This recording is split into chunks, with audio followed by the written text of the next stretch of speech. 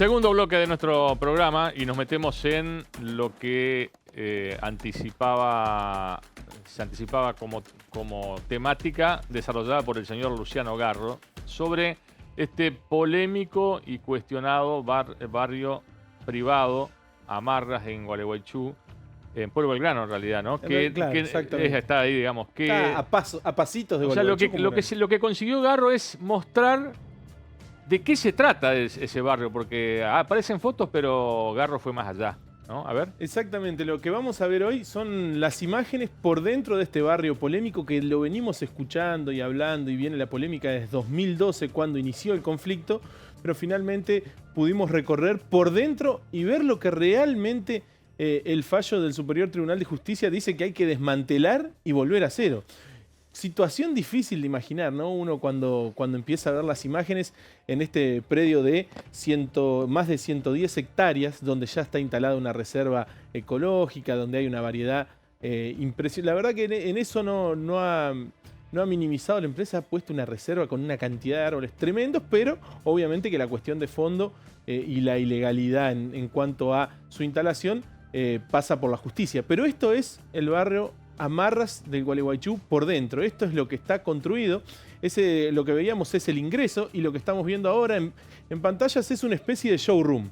Es donde planea la empresa recibir a los posibles compradores, planteando un barrio sumamente ecológico en cuanto a la energía y en cuanto a aprovechar la energía solar y también en cuanto a utilizar termotanques solares. Aplica lo que ha vendido muchísimo la empresa Altos de Unzué, que son los techos vivos. Y estamos ahí en esa pasarela que tiene un showroom que está instalado. Uno imagina, ¿no? El fallo del Superior Tribunal dice desmantelar a cero. Situación difícil de imaginar que se pueda realizar de esa manera. La instalación de este barrio ¿Qué hay gente ya? ¿Que hay gente viviendo? No, era yo el que andaba ahí recorriendo. No, pero ahí veo que está todo acomodado. Bueno, ¿no? Sí, está todo. Es un showroom que está listo para atender a quienes deseen comprar los lotes. Pero hubo dentro. operaciones, ¿no? Sí. de compra. Bueno, ahí hay la primer polémica. Dentro del predio de 110 hectáreas no hay ningún loteo aprobado. Entonces es decir que el único propietario son los propietarios de la empresa Altos de Unzué. Este barrio, como ya decíamos en el inicio, desde 2012 se viene hablando. En 2015 obtuvo un certificado de aptitud ambiental, donde en ese momento el secretario de Ambiente, Raffo, le dio un certificado sujeto a unas condiciones que debía cumplir. La empresa se tomó de eso y avanzó, ya venía avanzando con las obras y avanzó aún más. Cuando asume el gobernador Gustavo Bordet, a los 8 días de haber asumido, pone vigente el decreto 258 del año 2015, donde suspende las obras en el barrio Amarra, y esto es el barrio por arriba. Es la imagen quizás más típica que se ha visto, pero uno no imagina que esa imagen se la imagina bastante más pequeño.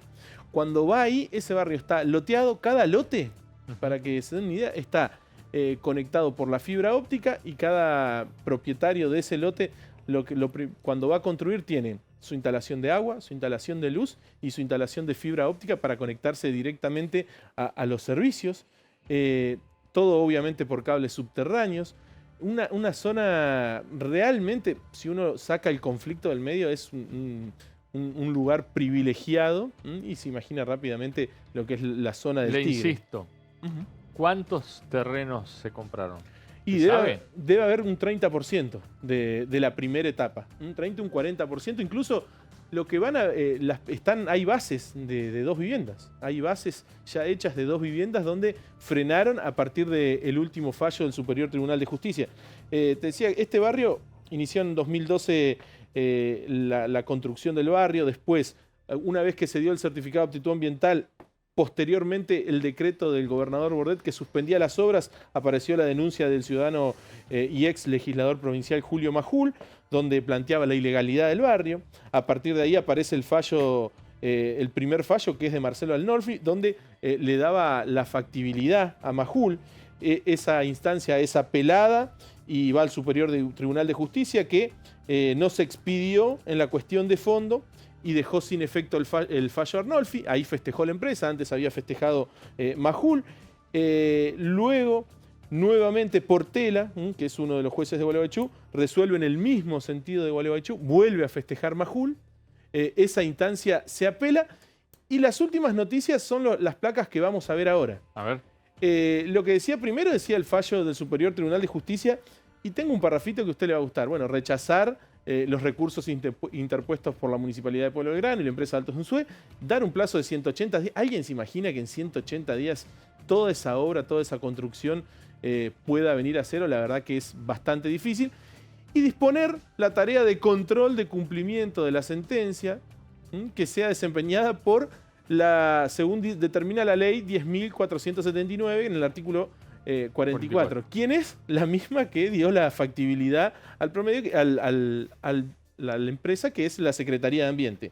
En medio de ese fallo que dice el Superior Tribunal de Justicia, la doctora Claudia Misahuac envía un mensaje al gobierno provincial y dice: dentro de mi análisis, considero que un conflicto como el presente, que involucra las incumbencias y las autoridades de municipios, a sus vecinos, así como la potestad del Ejecutivo Provincial, debería resolverse a través de mecanismos de consenso, con participación ciudadana y a través de procedimientos administrativos comunes, con la intervención y moderación del gobierno provincial, que es quien ejerce el control y la potestad para el aprovechamiento, preservación y conservación de los recursos naturales. En cierta manera, le dice la doctora Misahuac, gobernador, esto no tendría que haber llegado a una instancia judicial y se debería haber resuelto en mecanismos de consenso. Lo cierto es que la instancia fue apelada, pero antes de todo, antes de la apelación, que se presentaron casi sobre la hora del reloj, ya con el tiempo cumplido, con los 10 días que daba el tiempo estipulado para la apelación, se empieza a hablar de las costas, de esos 180 días de desmantelamiento que debería volver a cero. Uno plantea cómo serán y quiénes deberán ser quienes pagan las costas. En principio hay tres responsables: la empresa Altos de Unzué, que es que desarrolló el proyecto, el gobierno de la provincia de Entre Ríos, que es quien le dio parte de la factibilidad.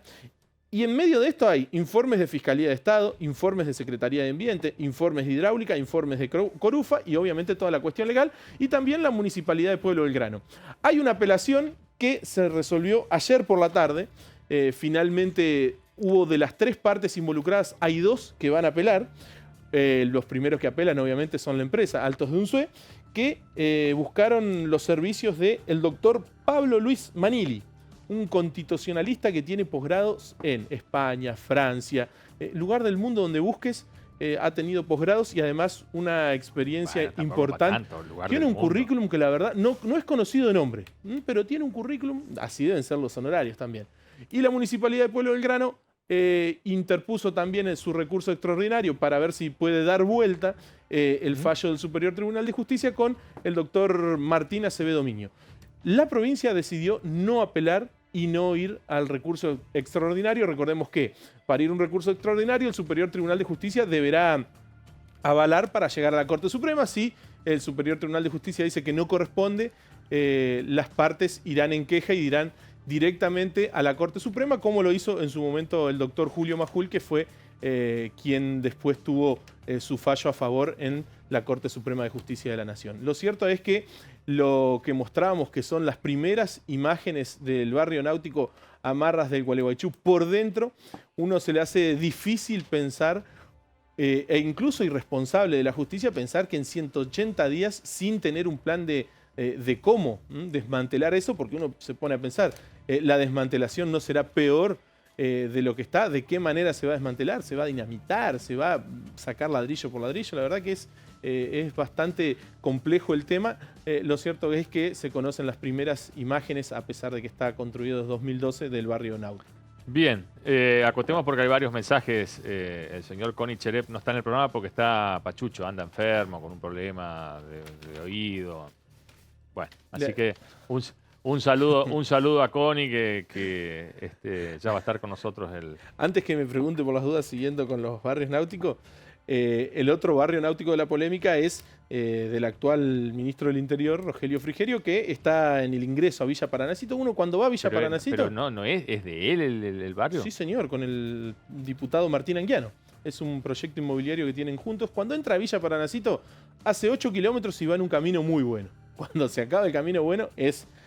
ahí, seguro que no nos va a llegar otra carta de documento, digamos. Hasta ahí es la entrada. Ese emprendimiento está situado en el campo El Guasuncho, que es un campo de 4.000 hectáreas tradicional de la familia Frigerio, y la parte de Anguiano está en el campo El Curupí, que son los dos que dan sobre Villa Paranacito, con un río. Incluso es el lugar donde Cambiemos suele hacer sus reuniones. Sí, pero si no tiene imagen no nos sirve, Garro. No voy a las reuniones. Bueno. Podemos ir. Podemos ir. Bien. Ayelen.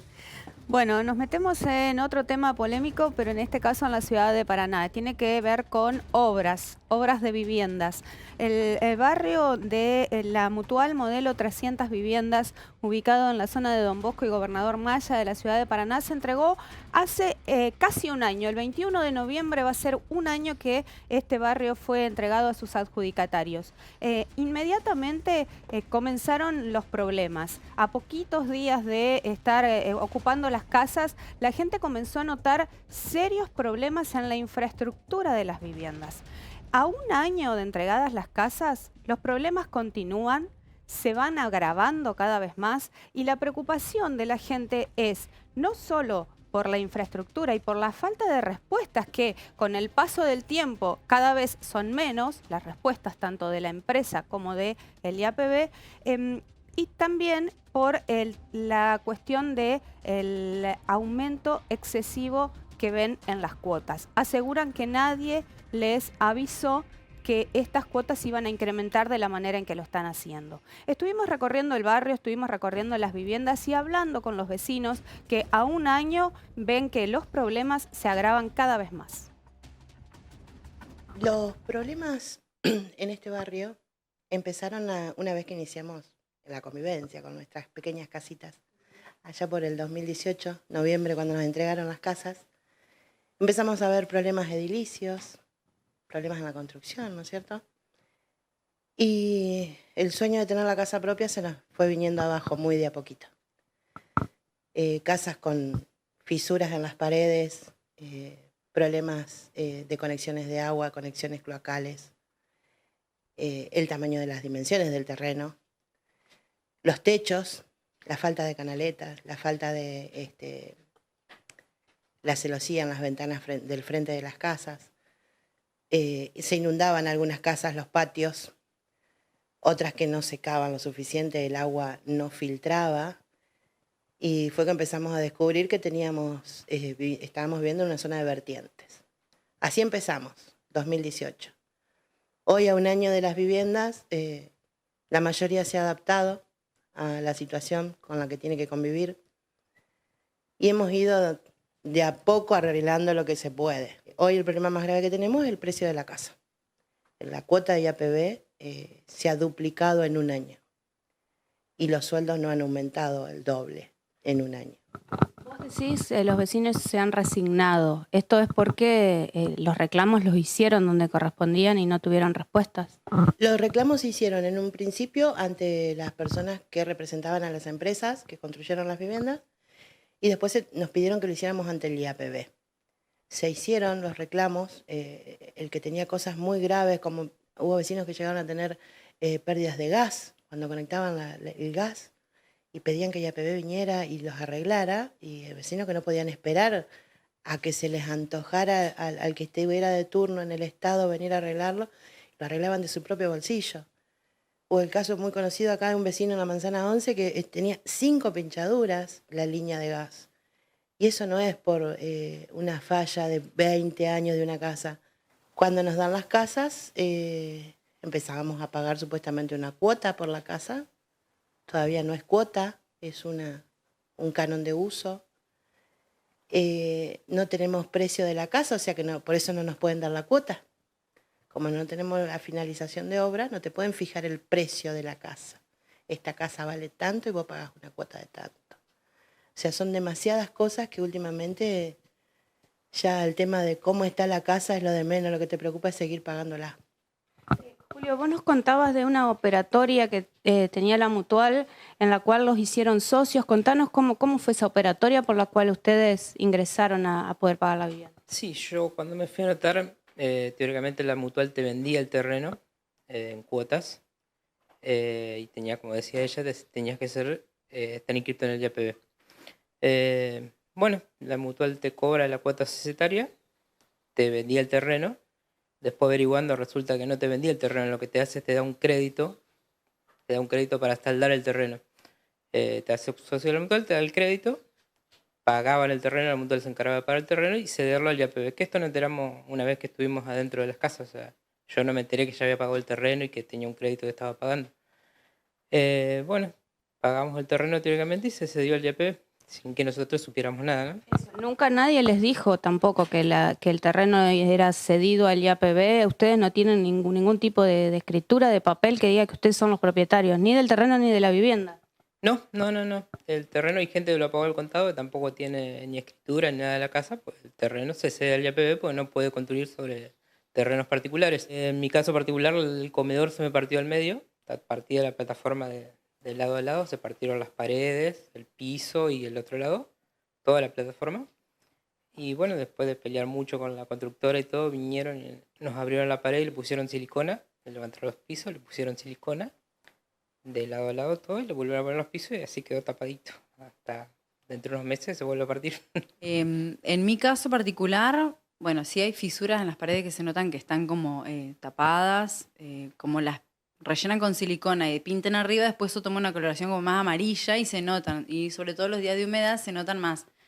Por ahora las fisuras de mi casa no se han abierto como en otras casas. Que algunas personas dicen que porque esas casas, yo vivo en la última manzana 13, las habían hecho lo último, entonces como que van más lento con el tema de que se echan a perder. En mi caso tengo el terreno sin rellenar, o sea, mi terreno está al mismo nivel que el cordón de la calle, que por ley las casas siempre tienen que tener creo que 50 centímetros, 60 centímetros por encima del nivel del cordón de calle. Y bueno, en mi caso no, y al tenerla pendiente, porque yo estoy casi llegando a la esquina de mi cuadra en donde pasa un arroyo, una cuenca, y tiene una pendiente natural. Entonces, como el terreno de mi vecino está 30 centímetros más arriba, yo cada vez que llueve, como en estos días, se llena todo de agua y tarda semanas en secarse, y además yo ya hice, la primera lluvia que pasé, me di cuenta que tuve que hacer una canaleta a pala, digamos, a todo el costado de la casa para que me ayude a drenar un poco. Y los desagües pluviales, al no tener pendiente la casa, no tener una altura, no tienen bajada, entonces el desagüe del costado del patio no saca el agua. De los arroyos. Bueno, ahí estaba la problemática de los vecinos. Ellos contaron medianamente cómo fue la operatoria con la Mutual Modelo. Originalmente el YPB lo que hacía era recibir terrenos de las municipalidades, de las juntas de gobiernos, y allí, con esos terrenos donados por las municipalidades, realizar los planes de vivienda. De acuerdo a la ley del YPB, según nos dijo el titular del organismo, Marcelo Casareto, está estipulado que se puede recibir en donación terrenos que adquieren sindicatos, gremios, mutuales, como en este caso. ¿Qué pasa? Para concretar esta operatoria, los adjudicatarios tuvieron que acudir a la Mutual Modelo. Los terrenos los habían adquirido las empresas constructoras. Las empresas constructoras tercerizaron la venta de esos terrenos en la Mutual Modelo. Como la Mutual no puede venderlos directamente, lo que hace es asociar a los adjudicatarios. Ellos son socios de la Mutual, pagan una cuota sin ningún otro beneficio de la Mutual, salvo tener asegurado el terreno por el cual después le devuelven a la Mutual ese crédito que les presta. Esa fue la operatoria. Esa operatoria es parte de lo que generó una denuncia penal que presentó a pocos meses de entregadas las viviendas, cuando los vecinos comenzaron a quejarse y comenzaron a darse cuenta de lo que había pasado, porque nadie en la Mutual les había avisado cómo era esa operatoria. El diputado provincial Raimundo Kisser de la ciudad de Paraná presenta una denuncia penal, el senador provincial presenta una denuncia penal, en parte denunciando esta operatoria. ¿Qué dice el senador?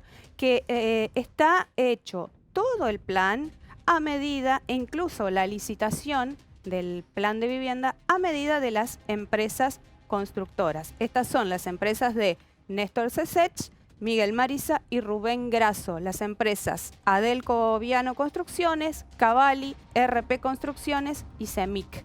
Empresas, hay que decirlo también, que figuran en otras causas judiciales también por irregularidades en sus construcciones.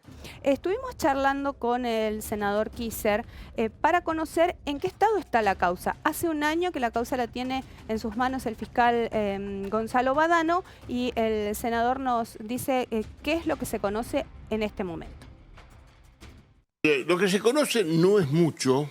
Lo que sí sabemos es que muchos adjudicatarios se presentaron, no solo que ratificaron la denuncia que formulamos, sino que ampliaron con la situación personal de cada uno, cómo accedieron a esa adjudicación, cuál es la situación en que ellos se encuentran, los defectos que tiene de construcción cada uno de sus viviendas. Y esto, digamos, esto reforzó y fue importante que lo hicieran, porque me dio la impresión de que había una intención de archivar rápidamente esta causa, porque se la consideraba como una cuestión civil. Esto ayudó a mantener viva la causa, y hoy, por lo que sabemos, el fiscal que interviene, que es el doctor Gonzalo Badano, los ha convocado a los implicados, no sé quiénes, algunos, deben ser de las empresas constructoras especialmente, de la Mutual también el modelo, a designar defensor en esta causa. Pero todavía no han prestado declaración indagatoria, no se les ha tomado declaración en torno a esta cuestión. Usted habla de la Mutual Modelo, habla de las empresas constructoras y también tiene injerencia el IAPB en todo esto. Por supuesto. Yo creo que el principal responsable, es uno de los responsables, el primer responsable, es el IAPB.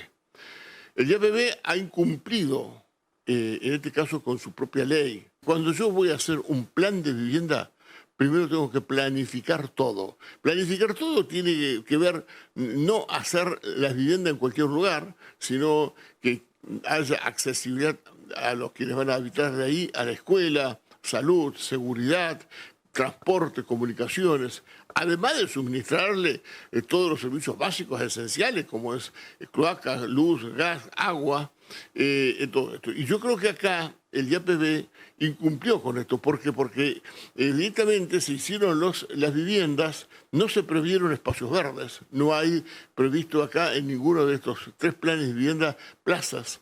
No hay previsto lugar para dispensarios médicos, para salud. Entonces, si nosotros no planificamos todo, esto mismo ya se lo vengo denunciando. Aparentemente estarían tomando algunas previsiones con las 500 viviendas que están haciendo en los terrenos que dan del ejército, que está marchando ese plan de vivienda, porque yo ya le he presentado una nota al IAPB y me aseguran que conjuntamente con salud, educación, la municipalidad, ahí se estarían previendo todas estas cuestiones básicas, elementales de lo que es la planificación urbana. Estamos preocupados por lo lento que va la investigación. Nos da la impresión de que por la connotación social que tiene toda esta problemática se debería haber actuado mucho más rápido. Por lo que sé, Badano, lo poco que me pudo comentar en esto es que está muy, digamos, esta causa está muy, le sigue muy de cerca el fiscal del Superior Tribunal, es decir, el fiscal general, el doctor García, en esto. Es decir, me parece que la política de criminalidad que se maneja desde el Ministerio Público Fiscal debería haber dado instrucciones de actuar con mayor celeridad, en este caso, por la connotación social que tiene toda esta cuestión, ¿no? Ahí estaba entonces el senador puntualizando algunos aspectos de la denuncia, algunas cuestiones a agregar. Los adjudicatarios todavía no son propietarios ni del terreno ni de las casas, por más que muchos de ellos en 2013 y 2014, cuando comenzó la operatoria, pagaron el terreno de contado. Pero lo que están, como ese terreno fue donado al IAPB, el IAPB construyó la vivienda y ahora la están pagando, lo que el IAPB hace no es adjudicarles directamente la casa, sino que se las da como con un canon de uso. Es como que si ellos estuvieran alquilando esa vivienda. Hoy por hoy, ninguno de los adjudicatarios tiene ningún papel, ni es propietario ni del terreno ni de la vivienda. No tienen escrituras, absolutamente ningún papel donde diga que ellos son dueños de esa propiedad. Estuvimos dialogando con el titular del IAPB, el contador Marcelo Casareto, quien nos dio algunas respuestas en cuanto a lo que nos dice Kisser. Acá vamos a ver un punteo de lo que Casareto nos dice. Él apunta toda su argumentación en que los vecinos no quieren pagar la cuota o que lo que reclaman es que se disminuya el monto.